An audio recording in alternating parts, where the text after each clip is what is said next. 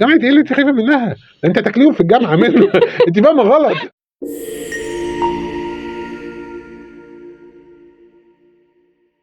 طب قلتي لي ان انت عندك كام حاجه عايزه تساليني عليهم، صح؟ قولي لي بقى. دلوقتي اللايف ستايل بتاعي مثلا دلوقتي انا مم. حياتي كلها في اطار معين، كويس. بابل معينه. حلو.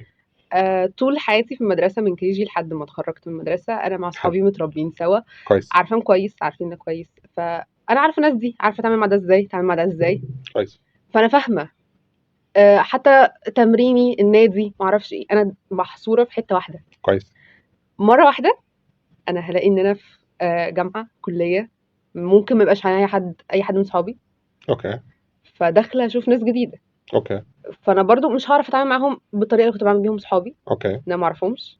طيب خليني اقول لك ان انت قلتي لي ان انت مش في الحساب، لما جبنا سيره الماس والحساب اه والكلام من ده، العمليه لا مش كده. في حاجه في خالص. الحساب اسمها المتواليه، يعني الحاجات اللي بتزيد بمعدلات معينه. انت وانت صغيره في كيجي، انت قلتي كيجي، كيجي دي اه اللي هي الحضانه، صح؟ اه عشان تعليم مجاني انا معلش. كيجي دي احنا كنت بتتعاملي مع دايره صحاب قد ايه؟ الكلاس بتاعي محدده. طيب وبعدين لما طلعنا شويه دخلنا في ابتدائي، صح؟ مم. الكلاس بالكلاسات اللي جنبينا، وبنقابل بعض كلنا بقى لما بننزل البريك، صح؟ صح. والموضوع وسع شويه، فبقى عندي اصحاب جوه الفصل واصحاب اصحاب بره الفصل. في الفصل اللي جنبي ايوه واصحاب في الفصل اللي جنبي من الناحيه الثانيه، صح؟ صح. وبعدين لما كبرنا شويه بقت المدرسه اكبر، فبقى عندي صحاب طالعين معايا من كيجي ومن ابتدائي، وبعدين دخلنا في صحاب بتوع اعدادي، فالعمليه بقت اوسع. وبعدين دخلنا في ثانوي، فبقينا احنا في ثانوي بنشوف السكيل اعلى، ومدارس بتجيلنا عندهم ندوه، عندنا حاجه، وبعدين بقيت بخرج انا واصحابي وبقينا بنروح النادي، وبعدين بقينا بنروح نقعد في كافيه، بقينا بنروح نقعد في مول، فبنشوف ناس اكتر، صح؟ صح.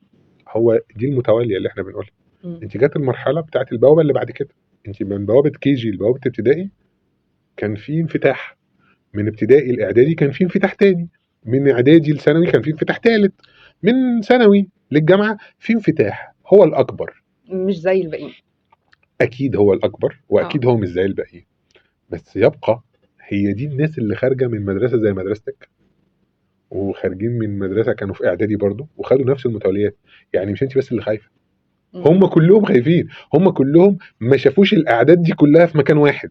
الجامعه بكلياتها كلها مفتوحه، اي حد بيبقى بيخش هنا وبيمشي من هنا، وانت عشان توصلي كليتك هتعدي على كليتين ثلاثه، ففي ناس هتبقي بتعرفيهم ساكنين في شارعكم وكانت تعرفيهم من النادي، هتلاقي في كل كليه اتنين تلاته اربعه انت شخصيا تعرفيهم بشكل مباشر، يا اتعاملتي معاه في نادي، يا اتعاملتي معاه في كافيه، يا قعدتي معاه في حته، يا خدتي بتاخدي معاه درس، يا كنت بتعملي حاجه.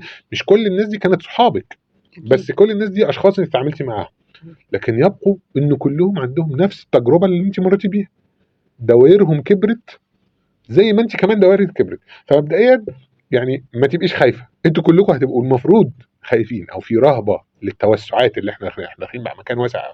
دي نمره واحد. نمره اتنين، كنا بنقول احنا قبل الفاصل ذكيه جدا عشان انا ما كنتش عايز اتكلم في الحته دي، احنا لازم نعمل قوالب للناس. يعني ايه قوالب للناس؟ يعني احنا فعليا كل الناس اللي احنا بنتعامل معاها لما تبداي تصنفيها هتلاقيهم فيهم كتير من بعض.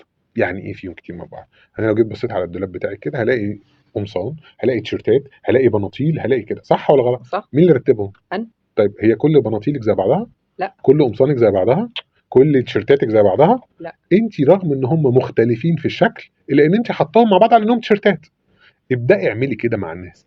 انت عندك خبرة حياتية مش بقوة بابا وماما، بس خلاص بقى عندك سنسور، بقى عندك حساس، بقى عندك ده بيلطف شوية في الكلام، فالنوع ده من الناس انا عارفة بيبدأ بايه وبيقفل بايه. في ذكاء هيتنمى، بس في ذكاء. مم. انت النهارده وانت ماشيه في الشارع انت بنوته جميله، واحد جه عكسك، عارفه هتردي عليه ازاي، وعارفه هتكلمي ازاي، وعارفه هتطنشيه ازاي، وعارفه هتمشي في حالك ازاي، وعارفه لو هو تمادى في حاجه هتسكيه ازاي، صح ولا غلط؟ صح. هو الشارع اسوأ من الجامعه. هو انهي اكبر، الشارع ولا الجامعه؟ الشارع. طب انت ما بتخافيش من الشارع ليه؟ تنزلي الشارع لوحدك ولا ماما لسه بتنزل معاكي؟ لا طب خلاص. ازاي يعني انت خايفه من الجامعه ومش خايفه من الشارع؟ جامعه ايه اللي انت خايفه منها؟ ده انت تاكليهم في الجامعه منه. انت فاهمه غلط. انت فاهمه غلط. انت تمشي، اللي يمشي في الشارع ده يمشي في اي حته في الدنيا. ايوه. الجامعه كلها ناس زيك، طبعا مع اختلاف المستويات الاجتماعيه، مع اختلاف طريقه التفكير، مع اختلاف الناس اللي جايه من محافظات تانية، كل واحد بيبقى ليه طريقه في التربيه وطريقه في الاسلوب في الكلام والى اخره. صدقيني الموضوع ما يخوفش زي ما انت شايفه، انت اللي خايفه او هايبه الموضوع. زي بالظبط كده لما كنت في سنه 5 وطلعت سنة 6 في سنة أولى إعدادي وبعدين طلعت تانية إعدادي، أنتِ ما أنتيش عارفة إن كل أصحابِك اللي كانوا موجودين معاكِ في الفصل السنة اللي فاتت هيفضلوا مكملين، ساعات بيبدلوا الفصول وساعات في ناس بتتنقل وساعات ناس بتسيب المدرسة، يبقى عندِك رهبة أول يوم في كل حاجة. على فكرة بعد الجامعة هيبقى عندِك رهبة أول يوم في العمل. أول لمّا تروحي الشغل أول يوم، دي ناس أنا ما أعرفهاش بقى وما فيهمش أصحابي، لإن مش كل أصحابي هييجوا يشتغلوا في نفس الشركة، يعني الشركة اللي أنا هاشتغل فيها أو المكان اللي أنا هاشتغل فيه، مش كل الناس اللي هتبقى معايا دي كلها ناس أنا أعرفها. رهبة الغير معلوم دي رهبة متأصلة في البني آدم. لو إحنا سِبنا منطقتنا ورُحنا سكننا في بيت تاني، المنطقة كلها جديدة عليكِ، من أول السوبر ماركت إزيك يا منى وأخبارِك إيه وعاملة إيه والنهارده عندي حتة جبنة هتعجبِك أوي وجبت لِك الشيبسي اللي كان ناقصنا صح والّا غلط؟ صح. بس هو من الناحية التانية لمّا أنتِ هتسيبي المنطقة وتروحي بيت جديد هتفضل نفس الرهبة. المبدأ سليم، أنتِ بس مش واثقة في إن أنتِ هتعرفي تهندلي الموضوع زي ما أنتِ هندلتيه 1000 مرة قبل كده، أنتِ بتهندلي الموضوع بطريقة أحسن بكتير من ما أنا هاشرحها لِك. أنتِ عرفتِ تتصرّفي من أول وأنتِ في KG1 لحد ما وصلتِ لحد ثانوية عامة.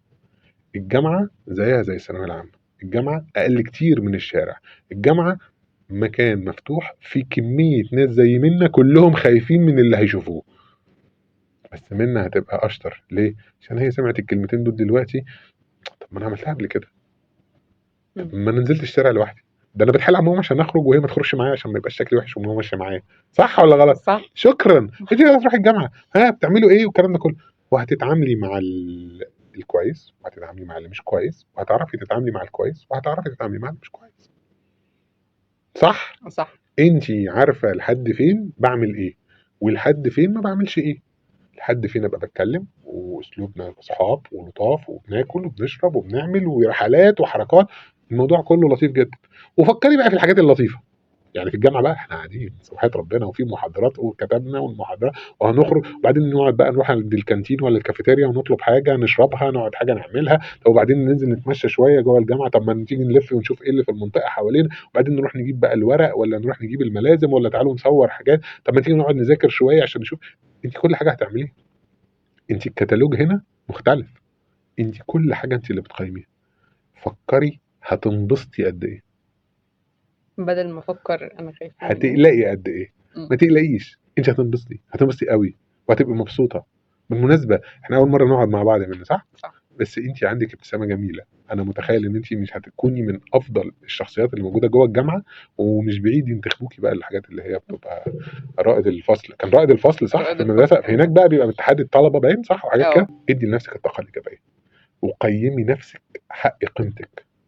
في ناس كتير أوي في حياتي وفي حياتِك وفي حياة كل الناس بتدّي للناس طاقة إيجابية، وفي ناس بتدّي طاقة سلبية، خُدي الطاقة الإيجابية، خليكِ شخص إيجابي، أنا الجامعة دي إن شاء الله هتكون أحسن مرحلة، إن شاء الله دي المرحلة اللي أنا هانقي فيهم بقى صحاب العُمر، صحاب العمل، ويمكن نعمل حاجة، في ناس كتير على فكرة في فترة الجامعة تشتغل، وبتعمل business كبير، أيوه. وبتعمل حاجات مختلفة، وبتعمل حاجة في اتحاد الطلاب، ويعملوا رحلات، وبيعملوا سفر، وبيعملوا فُسح، وبيعملوا نشاطات، وبيعملوا ندوات، وبيعملوا الكلام ده، وبيعملوا مسرح، وبيعملوا فرق كورة، صح والّا غلط؟ صح. كل ده بييجي في الجامعة، كل الناس دي على فكرة وهي داخلة كانت خايفة، بس هو اكتشف هو أنا خايف من إيه؟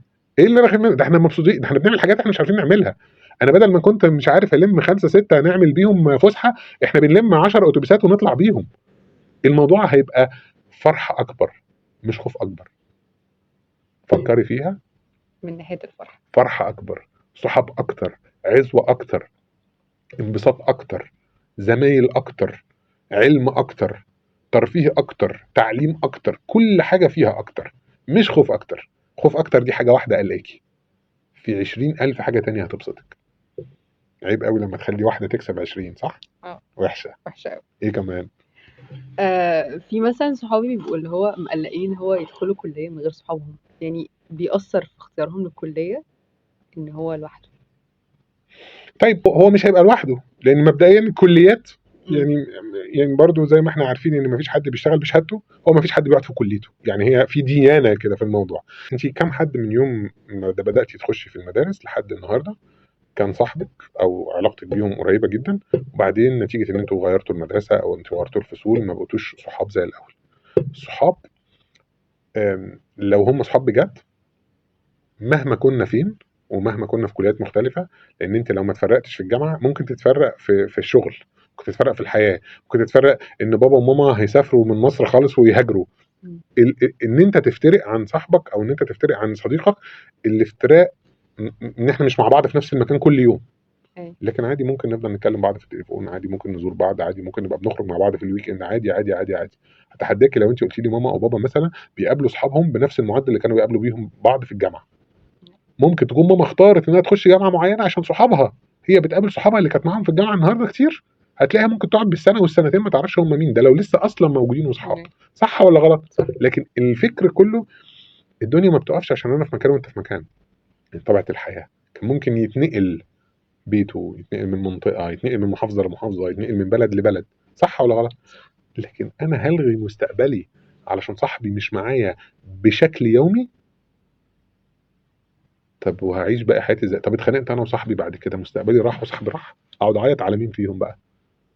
على فكره ممكن ابقى بعض في كليه واحده، في كليه واحده وفي سيكشن واحد، وهو قاعد مركز في حاجه وانا مركز في حاجه، ممكن هو يتلم على شله وانا اتلم على شله تانية.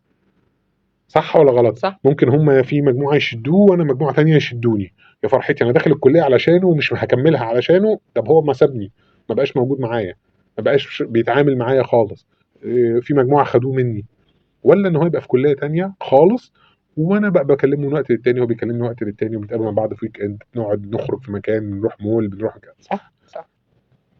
في مثلًا اللي هو بيبقى حد خايف يدخل حاجة ليها علاقة بهوايته، اوكي اللي هو مثلًا هو دخل فنون جميلة مثلًا، كويس بس هو بيبقى فنون جميلة بالنسبة له مُعتمدة على الmood بتاعه، كويس الحاجة دي كان بيهرب بيها من الحياة وكده، بيروح هو مثلًا يبقى عنده negative energy فيقعد يرفّه بيها عن نفسه، كويس فهو مش عايز يبقى تحت ضغط إن هو أنا عندي تسليمات، أنا ما أعرفش عندي كذا، مع إن الشخص ده موهوب جدًا في الرسم مثلًا، كويس.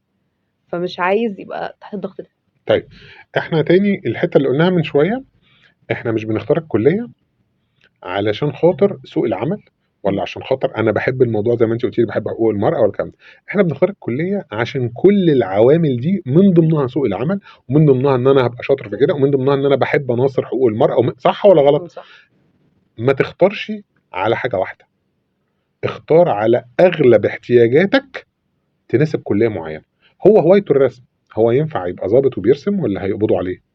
ينفع. يعني عادي بيجي منه، يعني ممكن. ما قابلتيش ظابط بيعرف يرسم قبل كده؟ ممكن تلاقي دكتور بيعرف يرسم عادي، ممكن يبقى مدرس وبيعرف يرسم، صح؟ ممكن يبقى مهندس وبيعرف يرسم، صح ولا غلط؟ صح. هوايتك جميله نميها، حابب تدرسها وشايف ان سوق العمل وان انت هتبقى اشطر واحد بيرسم وانت اللي هترسم لنا الموناليزا الجديده، خش.